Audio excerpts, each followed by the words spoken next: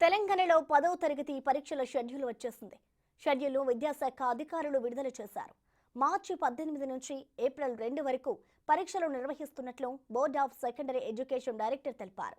పరీక్షలు ఉదయం 9:30 నుంచి మధ్యాహ్నం 12:30 వరకు జరుగుతాయని అధికారులు తెలిపారు.